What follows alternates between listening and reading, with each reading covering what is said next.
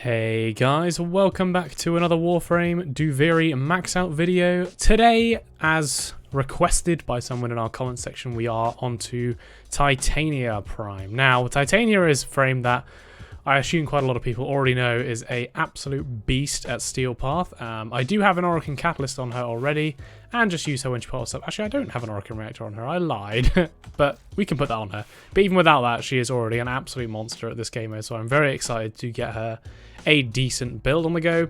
Also, as per the request of the viewer, we are going to be using the Kuva Karak. This is a weapon which actually is pretty good. It's not, terrible. I actually don't have an element on this particular Kuva Karak because I think I got it with either impact or puncture or something. I can't remember, but either way, whichever progenitor frame I used to get this, I didn't have an element on. So we're going to be maxing it out anyway, as is, because to be honest, it's not a weapon that I use a whole lot. And when it comes to kind of high level enemies, it does fall off quite a bit. The one benefit of using it in the circuit is that it does have quite a high status chance at base, which means that we are going to be able to proc statuses and make use of close contagion and double status effect damage quite easily using this weapon. So it should be good in that respect. And then we've got the Kuva Twin Stubbas as our secondaries. This is like the last Kuva/Tenet weapon that I need to max out. So yep, that's what we're running with here. And then another Tenet weapon here for the melee, which I also need to get maxed out as well. So yeah, that's what we're rolling with in terms of weaponry. But first of all, guys, we got to go ahead and we got to get our Titania nice and maxed out. So let's see what build we can come up with. I've also got to max out the Dex Pixia Prime. I'm not going to be maxing out the Duwata Prime, simply because A, there's already, quite a lot of space on here. We could probably fit a decent build on without too much trouble, I would imagine. But either way, bear in mind that this is a thing. But we're probably not going to be using the melee on this too much. It'll probably just be the Dex Pixia that we're going to be using. So yeah, I'll catch you guys in a second once we have the builds nice and maxed out. Same as last week, we'll do everything in one go this time. So I will see you guys in a second. Alright guys, so the build is now done. So let's take a look at our Titania Prime right here. We have gone for Grace and Precision. Grace I have gone for simply because I have enough damage reduction elsewhere on the build where something like Guardian isn't really going to benefit us. And Titania is already a very efficient frame, even without using, efficiency mods. She's pretty good, so Energize wouldn't really benefit us at all here. And in terms of using Arcane Velocity for the increased pistol speed on our Dex Pixia, I kind of wanted to actually bring that down slightly because she runs out of ammo very quickly unless you have some magazine mods on, which I do not. I've just gone for raw damage. So yeah, we just put on Grace here to get ourselves some health regen. And as you can see here, we've got Aviator, we've got Boreal's Hatred for 20% damage reduction whilst airborne and 40% here. We've then gone with Razorwing Blitz in order to improve our damage on our fourth ability greatly and also our movement speed.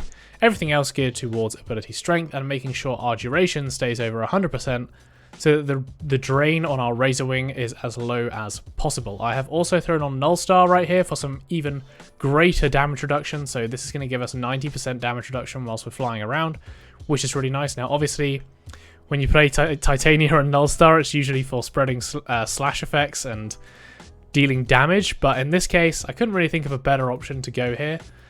So yeah, I've just put Null Star on just for that extra damage reduction, making sure we never die. So yeah, that's kind of all I want to shout about this. Let's move on to the Kuva Karak right here. We can see it's built for corrosive damage. You could sub out Vigilante Armaments and put Hellfire on if you wanted to for some extra status damage, as we are building for status here. But for now, I'm just going to leave it as corrosive and see how it goes. So we've got two 60/60s here to make the corrosive up, and then we've got crit delay and vital sense for the crit damage. So yeah, overall, pretty solid build. Let's move on to the Twin Stubbas. Here we do have heat on, so we've got two 60/60s again for that 93% status chance, and then primed heated chance for some massive heat damage on this. Really, really good. And then everything else geared towards crit chance, crit damage, and just damage and multi-shot basically with steady hands and secondary merciless. Tenet Agendus. Again, fairly simple and straightforward build here. We built for Corrosive. We've got Berserker Fury, Organ Shatter, Blood Rush for that crit. The crit damage and crit multiplier is relatively low on this, to be honest. It might even be worth going for a status build on this instead. But, you know, for now, I'm just going to keep it as crit because we can easily build up our crit chance with Blood Rush. So, yeah, should be good. And that's kind of it. I will look at the Dex Pixia and the Duata Prime, but these are kind of similar to my secondary weapon build. In fact, it's exactly the same. So you can see here we've got the two 60/60s, Electric and Toxin, and the primed Heated Charge here with Lethal Torrent, Galvanized Chamber, Galvanized Diffusion, Anemic Agility, and Hornet Strike. So pretty high fire rate already. You can see up to 15. So yeah, the fire rate's decent even without Arcane Velocity. Should be good enough to carry us through nicely. And then the Duata Prime, I haven't bothered to form because the chances of me using this are actually very, very low over the Dex Pixia. So yeah. If you wanted to max this out, you would probably just go with exactly the same kind of build as the Tenet Agendus here. It would do the job just fine. So yeah, that's pretty much it, guys. So what we'll do now, we got to hop into, oh no, we don't yet. We got to do the fashion frame first. Oh my god, I nearly forgot the fashion frame. So yeah, we'll do the fashion frame, and then we'll hop into the Steel Path Circuit and see if we can get her. So I'll catch you guys once we've done that. All right, guys, here she is. So I looked through the skins on what is it? Tennogen, and there wasn't many really that struck my fancy, so I've actually gone with the premium one here. This is probably my favorite one anyway, the premium skin that's actually available for Platinum. We've gone with our usual black, white, red, orange color scheme here. I think it's turned out pretty well. I might mess around with the colors a bit and just kind of reorder them to see how it looks, but for now I think I've settled on this. And yeah, in terms of attachments, Protavir armor kind of seems to fit quite well with this theme. Very kind of techy, so that's always good. We've got the wings on at the back. If we take them off, it still looks alright, but they just add a bit extra, don't they? And then no ephemera. I kind of wanted to keep it clean again. We could have put the Protavir ephemera on, but it did get very, very jumbled doing that. So yeah, we've just left that off for now. And yeah, that's kind of it. We've gone with the clan emblems again on the sides, and the Palatine sigil on the front kind of fit quite well with the neon kind of vibes we got going here. So that's it. Now we just got to try and get her in the Steel Path Circuit, guys. So I'll catch you in a second. Alright, guys, here she is. Our electric angel, as it were. And look at that, we've actually got one of the weapons we've maxed out previously, our Super Vandal in the first episode. So that's nice, we can go ahead and throw that on. Anything else interesting? Doesn't look like it. Maybe we just go with the Viper Wraith, yeah. Cool. Alright, what do we got then? So, probably Toxin on headshot at this point. Let's roll with that. Alright guys, we're going to see how far we can get with this one. I'll catch you in a second. Alright guys, so we've done one loop and a bit. We're on this is the second defense mission that I have done. And yeah, it's gone well so far. No deaths. Stuff dies very quickly. It's nice. We obviously have our kind of lantern ability to help distract enemies, but for the most part, the enemies do just die.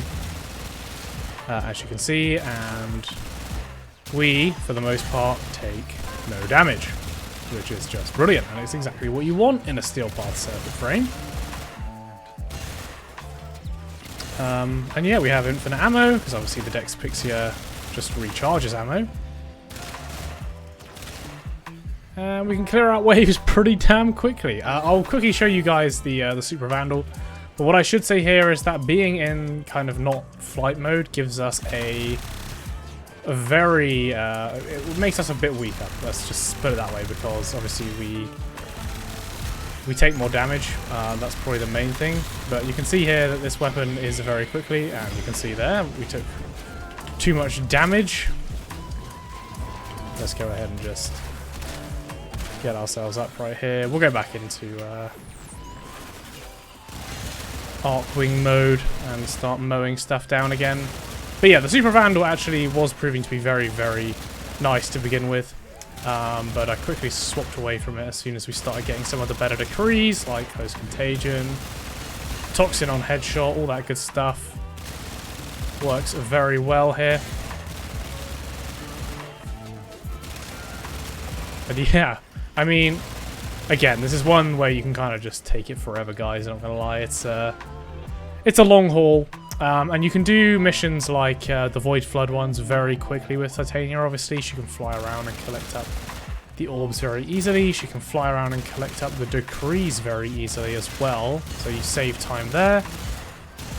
She clears out enemies very quickly, so exterminate, for example, and you know, stuff like that. It's done just instantly, basically. Even defense, you know, is very fast. She doesn't have a nuking ability, so to speak, so in that regard, the fact that she can clear defense missions this quickly it's very helpful. Yeah. So I'm going to keep going, guys. We'll obviously see kind of where we can get to, where we feel comfortable. We can probably do a whole other round to the next defense mission. I don't know if I'll do that. But it's definitely feasible to do maybe 3 or 4 rotations with her with ease. So yeah, we'll keep going, guys, and then I'll probably catch you back in the orbiter when we are done to just round out the video. So yeah, I will see you guys in a bit. Alright, guys, so overall, I think, obviously, as you can probably tell, Titania, pretty damn good. Very, very, very beginner-friendly, in my opinion.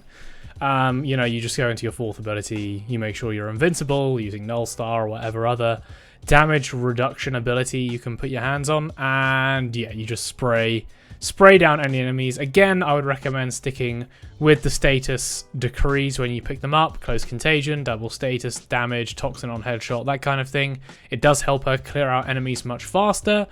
Obviously, bear in mind, she does not have a nuking ability. She cannot deal AoE damage, so you want to get the decrees that are going to be able to spread damage around when you're using your 4th ability and your Dex Pixia to mow them down. But yeah, overall, she is a really, really, really good frame. She never dies. She has great mobility for picking up decrees and also for completing those Void Flood missions quite a bit faster. And her damage is just off the charts and scales pretty much infinitely. So yeah, she can go for a very long time. So thank you to whoever recommended her. If you guys want to see some frames perhaps that haven't been shown yet, do leave those down in the comments below. I will be happy to add them to our list. It is getting a bit long now, so don't be shocked perhaps if you have to wait, you know, 3 or 4 or even 5 weeks before your frame pops up. But yeah, hopefully we'll not let the list get too long. But yeah, if you guys do want to suggest anything, frames or weapons, leave them down in the comments below. I'm sorry we didn't get to show off the Kuva Karak today. I know someone did actually suggest that, so you know, if it does come up in a future video, obviously we will show it off like we did the Super Vandal today. But otherwise, yeah, it just takes me too long with the rotations otherwise for it to pop up, and I don't have all that much time to record these videos. But yeah, either way, hopefully you guys did enjoy the video. If you did, please leave a like and subscribe, and I will catch you in the next one. See you later, guys.